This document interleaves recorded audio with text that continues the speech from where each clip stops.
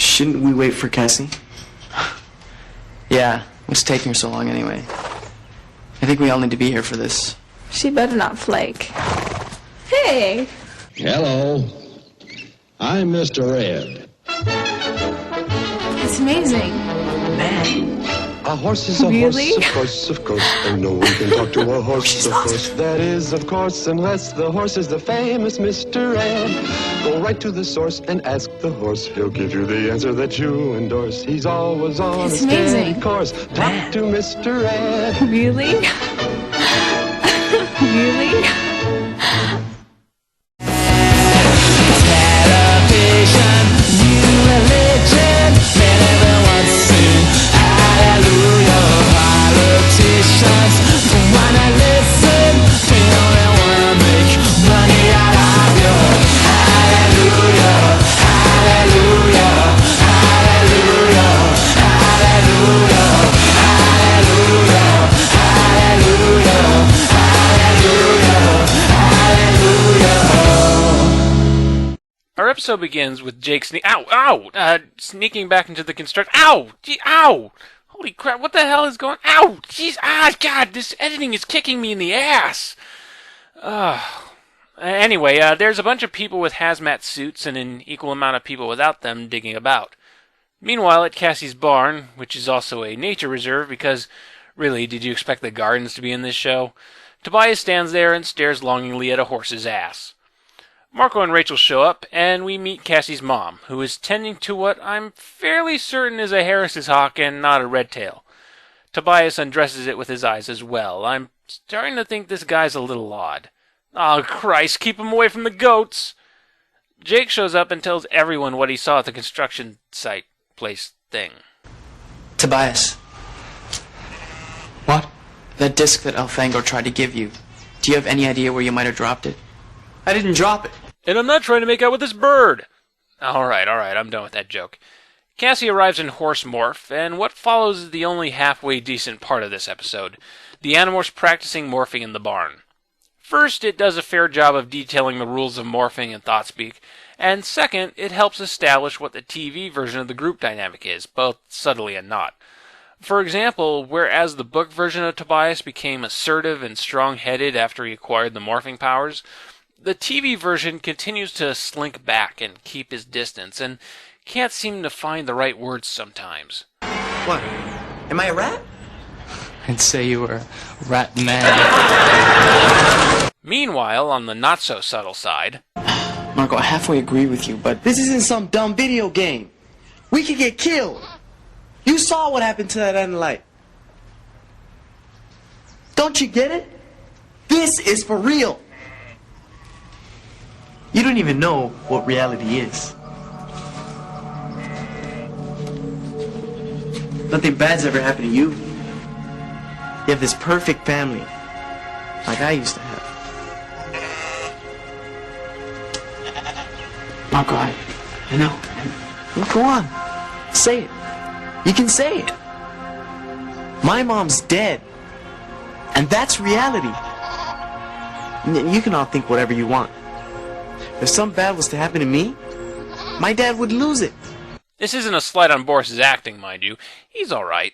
Though, to be fair, I find Boris Cabrera to be the least of the 5 main cast members, regardless of Marco being my favorite character from the book.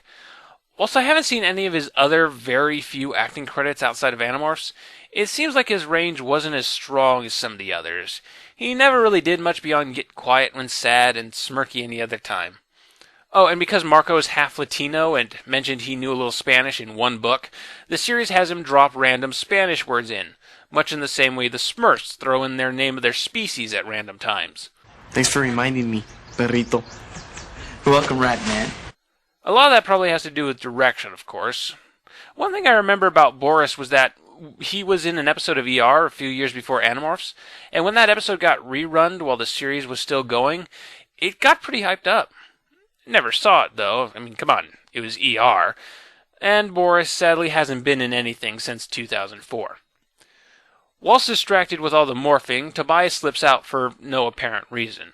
When the rest of the group leave the barn, we find Tobias stalking beyond a tree, mouth-breathing and acting like he's not sure which one to rape next. Hey, at least he's moved on from other species. The Animorphs decide Jake is the leader because, well, in the books, Tobias kind of got that ball rolling by declaring Jake the leader thanks to his serious man crush on the guy, but here, Jake just is. Since when am I the leader? You just are. Shut up, Cassie. So Jake decides the next course of action is to go back to the construction site place thing and find Elfangor's disc. Before that, though, we get a few scenes to explore the Animorphs' family lives. We cut to Rachel's house with extreme crane shot, where she's giving a necklace to her sister Sarah. Then it's off to Marco's place, where he's cooking dinner for his dad, who's so gray in hair and ashen of skin that you have to wonder if there's a batch of 2,4,5-trioxin buried under their apartment. By the way, this scene does about as good a job of showing how tough life has gotten for Marco as his speech in the barn, but in much fewer words. So the 4 non-psychopathic Animorphs head back to the construction site place thing, where the Yeerks are working round the clock to cover their tracks. Excuse me, but am I the only one here who can see this Hork-Bajir footprint? Will somebody fill it in before it makes the front page? Oh, you have no idea, Chapman, because now we've entered the stupid part of this episode.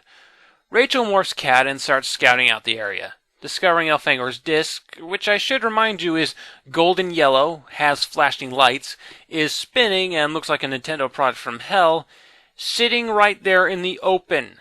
And Chapman, who earlier chastised his men for not noticing some random holes in the ground, neither notices it or the cat, even after it audibly meows.